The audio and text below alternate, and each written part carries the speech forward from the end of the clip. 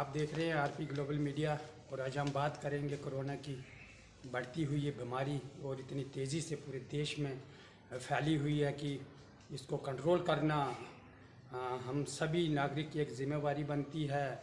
सबसे पहले हमारी ज़िम्मेवारी और मैं ग्लोबल मीडिया के माध्यम से आरपी ग्लोबल मीडिया के माध्यम से ये एक संदेश एक मैसेज पूरे देश में जनता तक पहुंचाने की पूरी कोशिश करता हूं कि आओ हम सब मिलके इस कोरोना को मार दें।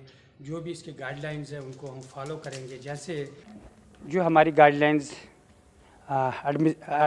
जो भी एडमिनिस्ट्रेशन की तरफ से हमें आती हैं, जो WHO की तरफ से हैं, उन सब का फॉलो करना, जिसमें आप देखते हैं कि वेयर ए मास्क बहुत ज़रूरी है, क्लीन योर हैंड्स हमेशा हाथ धो के रखने, हमें की फिज़िकल डिस्टेंस बहुत ज़रूरी है, cough sneeze away into your elbow बहुत ज़रूरी, open windows as much as possible, get vaccinated होना बहुत ही ज़रूरी है।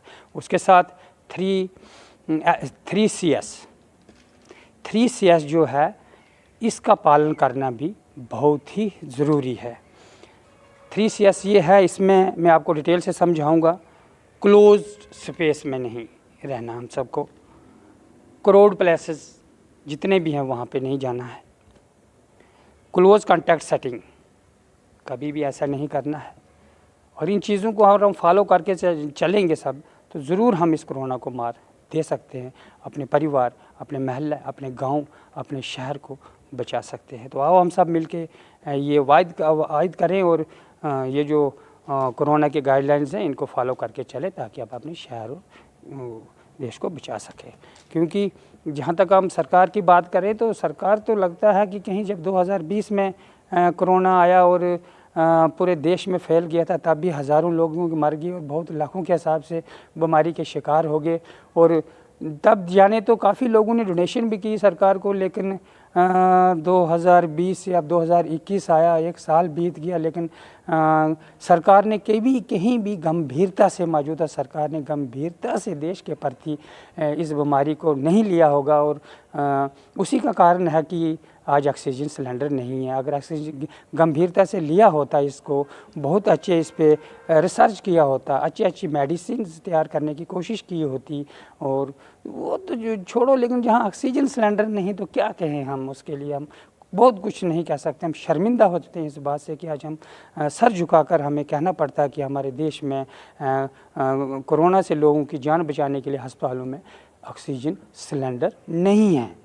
और जो कि बाहर के विदेश, हमारे पड़ोसी देश सहायता के लिए आगे आए हैं कि उन्होंने ओपन अपने दरवाजे खोल दिए कि हम ऑक्सीजन सिलेंडर देते हैं, मेडिसिन देते हैं। तो अब ये सरकार की जिम्मेवारी बनती है कि वो किस तरह से देश को बचाते हैं और जनता को कैसे बचाते हैं। सबसे बड़ी जिम्मेवारी मौजूदा सरकार के ऊपर पड़ती है। ये सब देशवासियों को देखने की ज़रूरत है और सोचने की भी ज़रूरत है कि हमारा भविष्य जो होगा आगे वो कैसा होगा, और किस तरह से हम जब भी ये बीमारी थोड़ी नियंत्रण होती है और ठीक होती है, तो देश के लिए तब भी एक बहुत बड़ी इकोनॉमिकली चैलेंज पैदा हो चुकी है। चाहे वो कारोबारी की तरफ से हो, चाहे वो होटलर्स हैं, चाहे वो ऑटो रिक्शा या ट्रांसपोर्टर्स हैं, कंस्ट्रक्शंस हैं, कुछ भी है, बहुत बड़ी एक चुनौती इस देश के अंदर पैदा हो चुकी है। क्योंकि इस देश के 80% वो अनरिकॉग्नाइज्ड वर्कर होता है, अनरिकॉग्नाइज्ड मैन है जो इस देश को चलाता है, इस देश की